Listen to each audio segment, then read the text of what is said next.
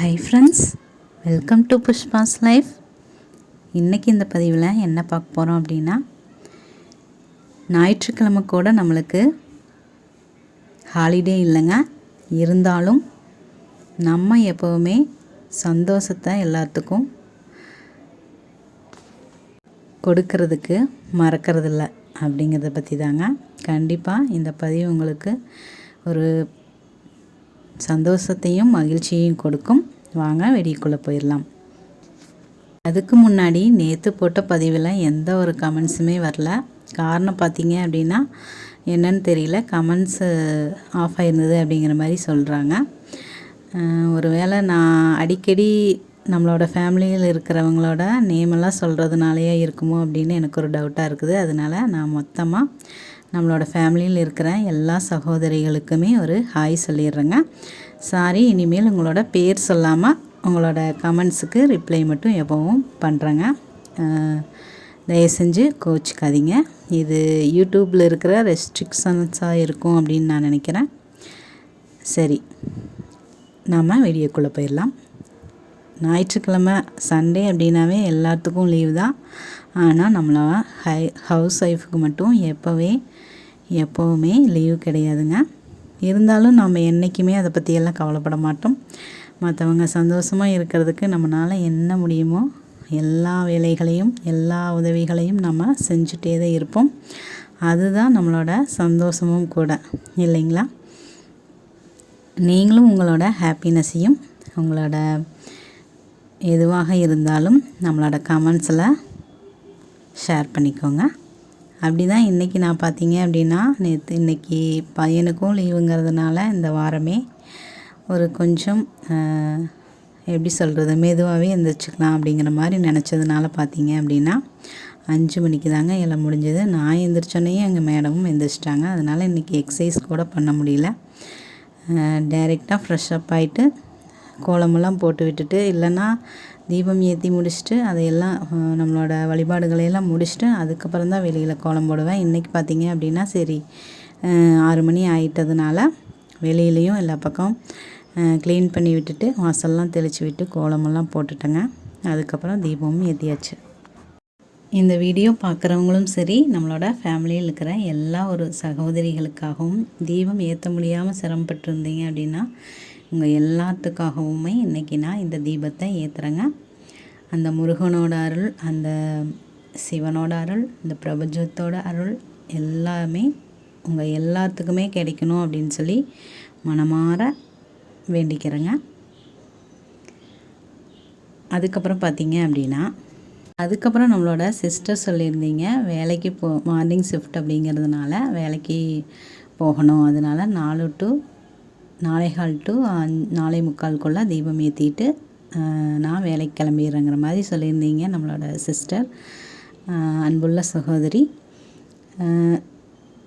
வீட்டில் இருக்கிற எங்களுக்கே இவ்வளோ வேலைகள் அதிகமாக இருக்குது. நீங்கள் எப்படி வேலைக்கும் போயிட்டு எல்லா வேலைகளையும் செஞ்சுட்டு இருக்கிறீங்க அப்படிங்கிறது எனக்கு கொஞ்சம் ஆச்சரியமாக இருந்தது. வேலைக்கு போகிற உங்களையும் நான் தீபமெல்லாம் ஏற்ற சொல்லும்போது உங்களுக்கும் அது கஷ்டமாக இருக்குதா என்னன்னு தெரியல. சிஸ்டர், உங்களோட முயற்சிக்கு என்னோட மனம் வியந்து நான் பாராட்டுறேங்க. உங்கள் எல்லாத்துக்காகவும் நான் வேண்டிக்கிறேன் அப்படிங்கிறது தான் இப்படி சைகையில் சொல்லிகிட்ருக்குறேங்க. இது எப்படி இருக்குது, நல்லா இல்லை அப்படின்னாலும் சொல்லிடுங்க. நாம் எப்பவும் வழியே சாமி கும்பிட்ற மாதிரியே வீடியோவில் காட்டுறேன். நிறைய விஷயங்கள் நான் உங்கள் கூட பேசணும்னு நினைக்கிறேன். ஆனால் இன்றைக்கி என்ன பேசுகிறது அப்படிங்கிறதே தெரியல. அதனால் சரி, இந்த சண்டே பற்றியே பேசிடலாம், ஹாலிடே பற்றியே பேசிடலாம் அப்படிங்கிறதுக்காகத்தாங்க இந்த பதிவு. நம்ம பார்த்திங்க அப்படின்னா கமல்ஹாசன் மாதிரி வேலைன்னு நம்ம செஞ்சுட்டே தான் இருக்கிற மாதிரி இருக்குது. எல்லாத்துக்குமே ஓய்வு இருக்குது, ஆனால் நமக்கு மட்டும் இந்த ஓய்வு அப்படிங்கிறதே கிடையாது. ஆனால் ஈஸியாக நம்மளை நீ என்ன வேலை செய்கிற அப்படிங்கிறதையும் சொல்லிடுவாங்க. அந்த மாதிரி இருக்கிற நம்ம ஹவுஸ் ஒய்ஃப் எல்லாத்துக்காகவும் இந்த பதிவு அப்படின்னே வச்சுக்கலாங்க. என்ன தான் நம்ம வேலையில் இருந்தாலும் நம்மளோட வேலைகளை மன நிறைவோட மகிழ்ச்சியோடு நம்ம செஞ்சுட்டு தான் இருப்போம் எப்போவுமே. அந்த மாதிரி தான் இன்றைக்கி நானுமே செஞ்சிட்ருந்தேன். அப்படி நம்மளோட வேலைகளை தொடர்ந்து மனநிறைவோடு செய்கிறதுக்குண்டான ஒரு உணர்வை கொடுக்கறதும் இந்த அதிகாலை நேரம்தான் அப்படின்னு கூட சொல்லலாம். அந்த நேரத்தில் நம்ம எந்திரிச்சு நமக்குண்டான சில விஷயங்களை நம்ம செஞ்சுட்டு அதுக்கப்புறம் நம்மளோட வேலைகளை நம்ம ஸ்டார்ட் பண்ணும்போது இந்த வாழ்வே இனிமையாக மாறுது அப்படின்னே சொல்லலாங்க. அப்புறம் பார்த்திங்க அப்படின்னா பூஜையெல்லாம் முடிச்சுட்டு நம்மளோட ரெகுலர் ரொட்டீனை ஸ்டார்ட் பண்ணிவிட்டேன். இன்றைக்கி ஒவ்வொன்றா வீடியோ எடுக்க முடியலை. பார்த்திங்கன்னா சமையல்லாம் செஞ்சதுக்கப்புறம் தான் ஃபுல் வீடியோவாக எடுத்து காட்டியிருப்பேன். இந்த 2-3 நாளாகவே லேட் ஆனாலும் பார்த்திங்க அப்படின்னா மனசு அவ்வளோ ஒரு அமைதியாகவும் அவ்வளோ ஒரு ரிலாக்ஸாகவும் இருந்துச்சுங்க. அதாவது நம்ம விளக்கு ஏற்ற முடிஞ்சாலும் சரி, ஏற்ற முடியலைனாலும் சரி, எதுவுமே நம்மளால் செய்ய முடியலைனாலும் செய்ய முடிஞ்சாலும் அதுக்கு நம்ம காரணம் இல்லை அப்படிங்கிற மாதிரி என் மனசில் தோணிகிட்டே இருந்ததுனால எதுவாக இருந்தாலும் ஏற்றுக்கொள்ளக்கூடிய ஒரு பக்குவம் எனக்குள்ளே வந்த மாதிரியே ஒரு ஃபீலிங்காக இருந்ததுங்க. உங்களுக்கும் அந்த மாதிரி ஃபீலிங் இருந்திருக்கா அப்படிங்கிறதையும் கண்டிப்பாக கமெண்டில் சொல்லுங்கள். அதுக்கப்புறம் பார்த்திங்கன்னா இந்த மேகம் பாருங்கள், நேராக பார்க்கும்போது அவ்வளோ ஒரு ஸ்பீடாக போகுது. ஆனால் அந்த செல்ஃபோனில் வீடியோ எடுக்கும்போது பார்த்திங்க அப்படின்னா அவ்வளோ ஒரு மெதுவாக அழகாக போயிட்டுருந்ததுங்க. அதைத்தான் வீடியோலையும் ஷேர் பண்ணியிருக்கிறேன். இதையெல்லாம் பார்க்கக்கூட உங்களுக்கு நேரம் இருக்குதா, இல்லை நீங்களும் இந்த மாதிரி ரசிக்கிற ஆள் தானா அப்படிங்கிறதையும் கண்டிப்பாக கமெண்டில் சொல்லுங்கள். அப்புறம் இதுக்கு முன்னாடி போட்ட பதிவில் நம்மளோட சிஸ்டர் இது ஒரு முக்கியமான பதிவுன்னு சொல்லியிருந்தாங்க. அதாவது நம்ம கொஞ்சம் விழிப்புணர்வோடு இருக்கணும் அப்படின்னு சொல்லியிருந்தேன். அதுக்காக சொல்லியிருந்தாங்க. நம்மளோட இன்னொரு சிஸ்டரும் சொல்லியிருந்தாங்க, நீங்கள் உங்களோட அட்வைஸ் ரொம்ப சூப்பர், நல்லா இருந்தது அப்படின்னு சொல்லியிருந்தாங்க. நான் பேசுகிறத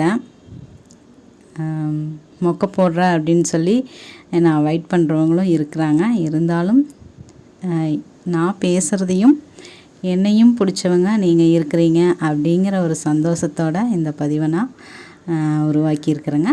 இது பார்த்திங்க அப்படின்னா இன்றைக்கி புரட்டாசிங்கிறதுனால இன்றைக்கி ஞாயிற்றுக்கிழமை பார்த்திங்க அப்படின்னா முருங்கைக்காய் சாம்பார், புடலங்காய் பொரியல், ரசம் தாங்க செஞ்சுருந்தேன். அப்புறம் இதுவே இருந்ததுன்னு அப்பளம் கூட பொரித்து சாப்பிட்டோம். இதுவே இருந்ததுனால நைட்டுக்கும் இதை தான் சாப்பிட்டோம். அதனால் நைட்டில் எதுவும் செய்யாதனால வீடியோ எதுவும் ஷேர் பண்ணலைங்க. அதுக்கப்புறம் இந்த புரட்டாசி அப்படிங்கிறது நாங்கள் இவ்வளோ நாளாக பிடிச்சதில்லை. எங்கள் ஊரில் அம்மா ஊரில் நான் எப்போவுமே பிடிப்பாங்க.